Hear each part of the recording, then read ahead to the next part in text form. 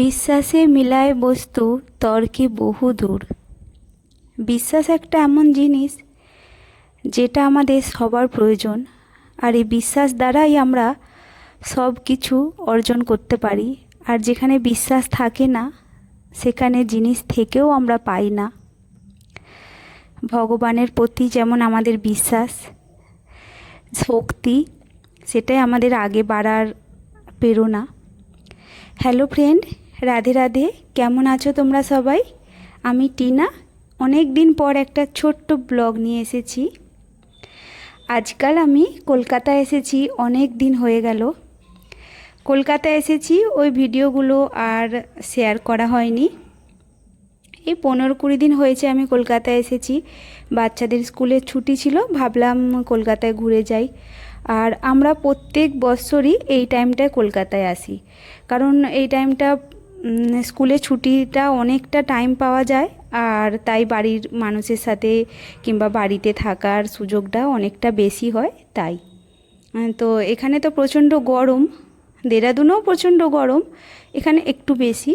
তো সকালে উঠে স্নানটা সেরে নিয়ে সবার আগে পুজোটা সেরে নিয়েছিলাম, বাড়ির কাজটা করে তারপরে আজকে বেডশিটটা চেঞ্জ করে। আজকে আমাদের গ্রামে একটা পুজো আছে, গ্রামের কালী পুজো। এই গ্রামের কিছু মানুষজন মিলেই এই পুজোটা করা হয়। খুব বড় করে হয় না, তবে মোটামুটি খুব ভালো হয়। এই 2 বছর হলো এই পুজোটা চালু হয়েছে আমাদের গ্রামে। খুব ভালো লাগে যখন গ্রামের কোনো পুজো আজা হয় কিংবা গ্রামে কোনো জিনিস হয়। আর বাড়িতে কিছু লোকজনও আসবে, তাই ভাবলাম বেডশিটটা সকালেই চেঞ্জ করে নিই। অন্য রুমেরটা চেঞ্জ হয়ে গেছে, এখন এই রুমেরটা চেঞ্জ করছি। এই বেডশিটটা একদম নতুন, আজকেই আমি এই বেডশিটটা বিছোচ্ছি। তবে এটা পিওর কটন নয়, এটা একটু মিক্স আছে। গরমে এই ধরনের বেডশিট অতটা ভালো লাগে না, তবে যখন কেউ আসে দেখতে খুব ভালো লাগে এইগুলো। আর এর নিচে কটনের আছে, এটা শুধু একদিনের জন্য বিছাচ্ছি, এটাকে সরিয়ে দেবো 1-2 দিন পরেই। আর এই নিচেরটাও আমি এই কালকে কিংবা পরশু দিনেই দিয়েছিলাম, তো এটা একদমই পরিষ্কার আছে। বেডশিটটা দেখতেও খুব ভালো লাগছিল। তো একটু পরে রান্না সেরে নেবো, কারণ কি এখানে তো গরম প্রচণ্ড পরিমাণে, আর রান্না করতে অসুবিধাও হয়, কারণ আমাদের রান্নাটা তো উনুনে করা হয়। তাই আজকে না প্রচণ্ড কাজ ছিল সকাল থেকে, কারণ কি কাপড় জামা ধুয়েছিলাম, একটু ঘরটাও পরিষ্কার করেছিলাম, তারপরে রুমগুলোর বেডশিটও চেঞ্জ করলাম। তাই জন্য অনেকটা দেরি হয়ে গেছে। পুরো দিনের ভিডিও সেভাবে আমি শ্যুট করিনি। অবশ্য তোমাদের যদি এই গ্রামের ভিডিও ভালো লাগে আমার, তাহলে ভাবছি গ্রামের ভিডিও একটু ঠিক করে বানাবো। তো দেখো আমার বেডশিট চেঞ্জ হয়ে এই রুমটা কেমন লাগছে। আর এই ভিডিওটা না, যখন আমরা মা কালীকে আনতে গিয়েছিলাম ওই টাইমের ভিডিও।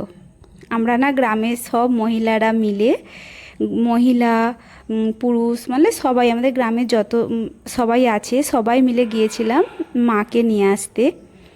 মায়ের মূর্তিটা অনেকটা দূর থেকে আসে, কিন্তু এই গ্রামের একটু যখন সামনে সামনে চলে আসে, আমরা সবাই নেচে নেচে শাঁখ বাজিয়ে মাকে নিয়ে আসি। তো খুব খুব ভালো লেগেছিল, খুব এনজয় করেছিলাম। এখন একটু সন্ধে সন্ধে হয়ে গেছে, মাকে নাচতে নাচতে আনতে। দেখো এখন মাঠটা বেশি লোক নেই, খালি মাতা রানীকে এখানে বসানো হয়েছে, মা কালীকে। খুব সুন্দর লাগছিল দেখতে।